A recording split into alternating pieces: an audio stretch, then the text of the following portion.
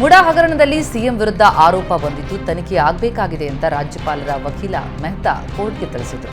17A ಅಡಿ ಆದೇಶ ನೀಡುವಾಗ ಸಹಜ ನ್ಯಾಯದ ಪ್ರಶ್ನೆಯೇ ಬರಲ್ಲ. 19 ಅಡಿ ಅನುಮತಿ ನೀಡುವಾಗಲೂ ನೋಟಿಸ್ ಅಗತ್ಯ ಅಂತ ಸುಪ್ರೀಂ ಹೇಳಿದೆ. ಸಿಎಂ ವಿರುದ್ಧ ಆದೇಶ ಕೊಡುವಾಗ ಕ್ಯಾಬಿನೆಟ್ ಸಲಹೆಯನ್ನ ಪರಿಗಣಿಸಬೇಕಿಲ್ಲ ಅಂತ ವಾದ ಮಂಡಿಸಿದ್ದಾರೆ. ಸಂವಿಧಾನದ 163ನೇ ಕಲಮಡಿ ಕ್ಯಾಬಿನೆಟ್ ಸಲಹೆಯನ್ನ ಪರಿಗಣಿಸಬೇಕಿಲ್ಲ. ಈ ಸೆಕ್ಷನ್ ಅಡಿ ಕೇಸ್ ಸಾಧ್ಯವೇ ಅಂತ ತನಿಖಾಧಿಕಾರಿ ನಿರ್ಧರಿಸುತ್ತಾರೆ ಅಂತ ತಿಳಿಸಿದರು. ಸೆಕ್ಷನ್ 19 ಅಡಿ ರಾಜ್ಯಪಾಲರು ಅನುಮತಿ ನೀಡುವಾಗ ಇಡೀ ಆರೋಪದಲ್ಲಿ ಹುರುಳಿದೆಯೇ ಅಂತ ಪರಿಶೀಲಿಸಬೇಕಿದೆ ಎಂದಿದ್ದಾರೆ. ಮುಡಾ ಹಗರಣದಲ್ಲಿ ಸಿಎಂ ಸಿದ್ದರಾಮಯ್ಯ ವಿರುದ್ಧದ ತನಿಖೆಗೆ ರಾಜ್ಯಪಾಲರ ನೋಟಿಸ್ ಬಗ್ಗೆ ಹೈಕೋರ್ಟ್ನಲ್ಲಿ ವಾದ ಪ್ರತಿವಾದ ನಡೆದಿದೆ. ದೂರು ದಾಖಲೆಗಳ ಬಗ್ಗೆ ಸಿಎಂಗೆ ಶೋಕಾಸ್ ನೋಟಿಸ್ ನೀಡಲಾಗಿತ್ತು ಅಂತ ರಾಜ್ಯಪಾಲರ ಪರ ವಕೀಲರು ತಿಳಿಸಿದರು. ನೋಟಿಸ್ಗೆ ಉತ್ತರ ಕ್ಯಾಬಿನೆಟ್ ನಿರ್ಣಯ ನನಗೆ ವಿಶ್ವಾಸ ಮೂಡಿಸುತ್ತಿಲ್ಲ, ಹೀಗಾಗಿ ನನ್ನ ವಿವೇಚನೆ ಬಳಸಿದ್ದೇನೆ ಅಂತ ರಾಜ್ಯಪಾಲರು ಹೇಳಿದ್ದಾರೆ. ಸಿಎಸ್ ಕೊಟ್ಟ ವರದಿಯನ್ನೇ ಯಥಾವತ್ತಾಗಿ ಕ್ಯಾಬಿನೆಟ್ನಲ್ಲಿ ನಿರ್ಣಯಿಸಲಾಗಿದೆ. ಮುಖ್ಯಮಂತ್ರಿಯ ಉತ್ತರವು ಎಜಿಸಿಎಸ್ ವರದಿಯ ಕಟ್ ಅಂಡ್ ಪೇಸ್ಟ್ ರೀತಿ ಇತ್ತು. ತಂತ್ರಜ್ಞಾನ ಬೆಳೆದಿದೆ, ಎಐ ಬಳಸಿ ಆದರೂ ಸಿಎಂ ಸ್ವಂತ ಉತ್ತರ ನೀಡಬಹುದಿತ್ತು ಅಂತ ರಾಜ್ಯಪಾಲರ ಪರ ವಕೀಲರು ತಿಳಿಸಿದ್ದಾರೆ. ಮುಡಾ ಹಗರಣದಲ್ಲಿ ಸಿಎಂ ಸಿದ್ದರಾಮಯ್ಯ ವಿರುದ್ಧ ತನಿಖೆ ನಡೆಸಿ ಕಾನೂನು ಕ್ರಮಕ್ಕೆ ರಾಜ್ಯಪಾಲರು ಅನುಮತಿ ನೀಡಿದ್ದನ್ನು ವಿರೋಧಿಸಿ ಕಾಂಗ್ರೆಸ್ ಪ್ರತಿಭಟಿಸಿದೆ. ವಿಧಾನಸೌಧದ ಗಾಂಧಿ ಪ್ರತಿಮೆಯ ಬಳಿ ನಡೆದ ಪ್ರತಿಭಟನೆಯಲ್ಲಿ ಸಿಎಂ ಸಿದ್ದರಾಮಯ್ಯ ಮತ್ತು ಡಿಸಿಎಂ ಡಿಕೆ ಶಿವಕುಮಾರ್ ಸೇರಿದಂತೆ ಸಚಿವರು, ಶಾಸಕರು, ಸಂಸದರು ಭಾಗಿಯಾಗಿದ್ದರು. ವಿಧಾನಸೌಧದ ಗಾಂಧಿ ಪ್ರತಿಮೆಯ ಮುಂಭಾಗದಿಂದ ರಾಜಭವನದವರೆಗೂ ಡಿಕೆ ಶಿವಕುಮಾರ್ ನೇತೃತ್ವದಲ್ಲಿ ಆಡಳಿತ ಪಕ್ಷದ ನಾಯಕರು ರಾಜಭವನ್ ಚಲೋ ಮೆರವಣಿಗೆ ನಡೆಸಿದರು. ಈ ವೇಳೆ ರಾಜ್ಯಪಾಲರು ತೊಲಗಲಿ ಅಂತ ಘೋಷಣೆ ಕೂಗುವ ಮೂಲಕ ಕಾಂಗ್ರೆಸ್ ನಾಯಕರು ರಾಜ್ಯಪಾಲರ ವಿರುದ್ಧ ಆಕ್ರೋಶ ವ್ಯಕ್ತಪಡಿಸಿದರು. ಕೇಂದ್ರ ಸಚಿವ ಕುಮಾರಸ್ವಾಮಿ ವಿರುದ್ಧದ ಪ್ರಕರಣದಲ್ಲಿ ರಾಜ್ಯಪಾಲರು ಪ್ರಾಸಿಕ್ಯೂಷನ್ಗೆ ಅನುಮತಿ ನೀಡಿ ಕಾನೂನು ಕ್ರಮ ತೆಗೆದುಕೊಳ್ಳಬೇಕು ಅಂತಲೂ ಆಗ್ರಹಿಸಿದ್ದಾರೆ.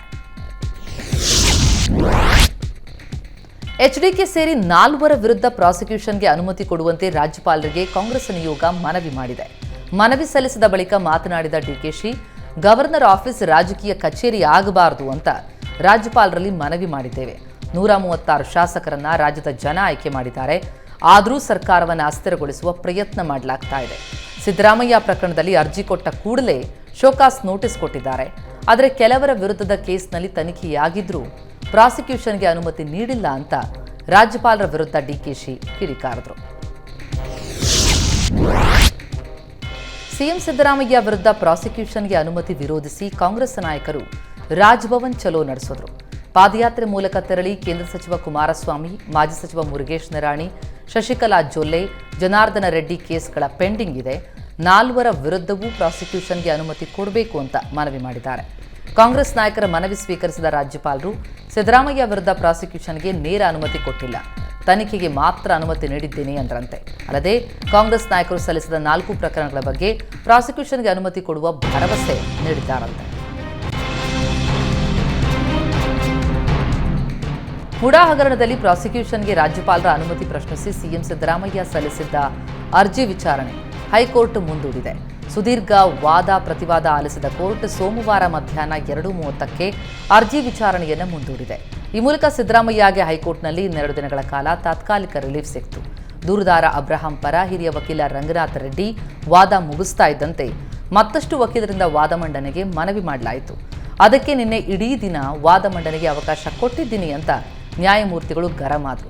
ಈ ವೇಳೆ ಮಧ್ಯಪ್ರವೇಶದ ಅಬ್ರಹಾಂ ಪರ ವಕೀಲರಾದ ರಂಗನಾಥ್ ರೆಡ್ಡಿ, ರಾಜ್ಯಪಾಲರ ಮುಂದೆ ಯಾವುದೇ ಜನಪ್ರತಿನಿಧಿಗಳ ಪ್ರಾಸಿಕ್ಯೂಷನ್ ಅನುಮತಿ ಬಾಕಿ ಇಲ್ಲ, ಆರ್ಟಿಐ ಮೂಲಕ ಮಾಹಿತಿಯನ್ನು ಪಡೆದುಕೊಳ್ಳಲಾಗಿದೆ, ಎಲ್ಲ ಅರ್ಜಿಗಳನ್ನು ವಿಲೇವಾರಿ ಮಾಡಲಾಗಿದೆ, ರಾಜ್ಯಪಾಲರ ಮುಂದೆ ಸದ್ಯ ಯಾವುದೇ ಪ್ರಾಸಿಕ್ಯೂಷನ್ ಮನವಿ ಅರ್ಜಿ ಬಾಕಿ ಇಲ್ಲ ಅಂತ ಉತ್ತರಿಸಿದರು.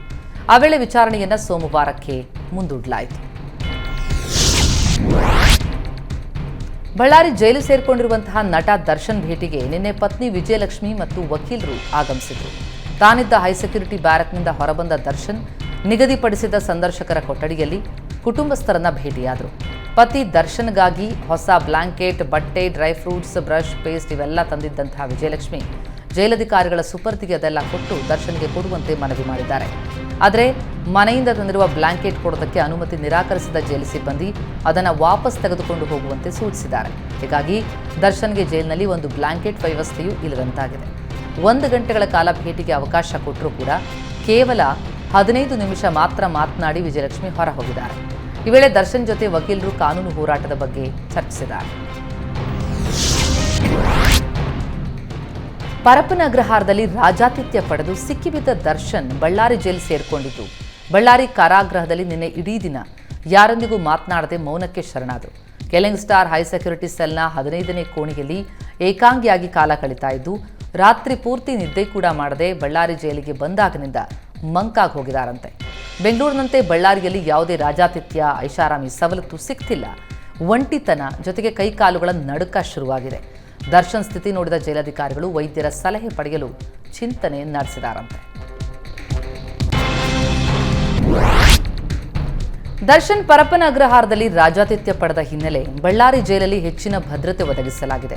ಇದರ ನಡುವೆ ಉತ್ತರ ವಲಯ ಡಿಐಜಿ ಟಿಪಿ ಶೇಷ ಬಳ್ಳಾರಿ ಜೈಲಿಗೆ ಭೇಟಿ ಕೊಟ್ಟು ದರ್ಶನ್ ಇದ್ದ ಬ್ಯಾರಕ್ಗೆ ತೆರಳಿ ತೀವ್ರ ಪರಿಶೀಲನೆ ನಡೆಸಿದರು. ದರ್ಶನ್ಗೆ ಹೆಚ್ಚಿನ ಸೌಲಭ್ಯ ಕೊಡಬಾರದು, ಅಲರ್ಟ್ ಆಗಿರಿ ಅಂತ ಜೈಲು ಸಿಬ್ಬಂದಿಗೆ ಎಚ್ಚರಿಕೆ ಕೊಟ್ಟಿದ್ದಾರೆ. ಬಳಿಕ ಮಾತನಾಡಿ ಬಳ್ಳಾರಿ ಜೈಲಲ್ಲಿ ದರ್ಶನ್ಗೆ ಯಾವುದೇ ವಿಶೇಷ ಸೌಲಭ್ಯ ಕೊಟ್ಟಿಲ್ಲ ಅಂತ ಬಳ್ಳಾರಿ ಜೈಲು ಭೇಟಿ ಬಳಿಕ ಡಿಐಜಿ ಶೇಷ ತಿಳಿಸಿದ್ದಾರೆ. ಜೈಲಿನ ನಿಯಮಗಳ ಪ್ರಕಾರ ಸೌಲಭ್ಯ ಕೊಡಲಾಗಿದೆ. ಹೈ ಸೆಕ್ಯೂರಿಟಿ ಸೆಲ್ನಲ್ಲೇ ದರ್ಶನ್ ಇರಿಸಲಾಗಿದೆ. ಭದ್ರತಾ ದೃಷ್ಟಿಯಿಂದ ಈ ಹೈ ಸೆಕ್ಯೂರಿಟಿ ಸೆಲ್ಗಳನ್ನು ಬಳಕೆ ಮಾಡ್ತೇವೆ ಎಂದರು. ಇನ್ನು ದರ್ಶನ್ ಭೇಟಿಗೆ ಕುಟುಂಬದ ಸದಸ್ಯರು ಮತ್ತು ವಕೀಲರನ್ನ ಬಿಟ್ಟರೆ ಇನ್ಯಾರಿಗೂ ಅವಕಾಶ ಕೊಡಲ್ಲ ಅಂತ ಸ್ಪಷ್ಟಪಡಿಸಿದ್ದಾರೆ. ಟಿವಿ ಬೇಕು ಅಂತ ಕೇಳಿಲ್ಲ, ಕೇಳಿದ್ರೆ ನಮ್ಮ ಪರಮಾಧಿಕಾರ ಬಳಕೆ ಮಾಡಿಕೊಂಡು ಕೊಡ್ತೇವೆ ಎಂದರು. ಬಳ್ಳಾರಿ ಜೈಲಿಗೆ ದರ್ಶನ್ ಶಿಫ್ಟ್ ಮಾಡ್ತಾ ಇದ್ದಂತೆ ಇತರೆ ಕೈದಿಗಳಿಗೀಗ ಸಂಕಷ್ಟ ಶುರುವಾಗಿದೆ. ಬಳ್ಳಾರಿ ಜೈಲಲ್ಲಿದ್ದ ಕ್ಯಾಂಟೀನ್ ಕ್ಲೋಸ್ ಮಾಡಲಾಗಿದೆ. ಕ್ಯಾಂಟೀನ್ನಲ್ಲಿ ಟೀ, ಕಾಫಿ, ಬಿಸ್ಕೆಟ್, ಹಣ್ಣು ಇತರೆ ವಸ್ತುಗಳನ್ನ ಕೈದಿಗಳು ಖರೀದಿ ಮಾಡ್ತಾ ಇದ್ರು. ಆದ್ರೀಗ ದರ್ಶನ್ ಬಂದ ಬಳಿಕ ಜೈಲಿನಲ್ಲಿದ್ದ ಕ್ಯಾಂಟೀನ್ ಕೂಡ ಕ್ಲೋಸ್ ಮಾಡಿದ್ದಕ್ಕೆ ಕೈದಿಗಳಿಗೆ ಬೇಸರ ಆಗಿದೆ. ಇದೀಗ ಕ್ಯಾಂಟೀನ್ ಇಲ್ಲದೆ ಕೇವಲ ಜೈಲೂಟ ಮಾಡುವಂತಹ ಪರಿಸ್ಥಿತಿ ಎದುರಾಗಿದೆ.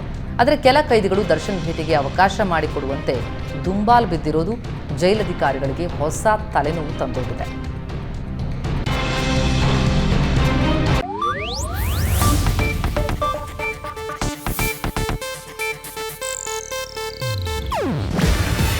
ಇದು ಏಷ್ಯಾನೆಟ್ ನ್ಯೂಸ್ ನೆಟ್ವರ್ಕ್ ಪ್ರಸ್ತುತಿ. ನೀವು ನೋಡ್ತಿದ್ದೀರಾ ಏಷ್ಯಾನೆಟ್ ಸುವರ್ಣ ನ್ಯೂಸ್.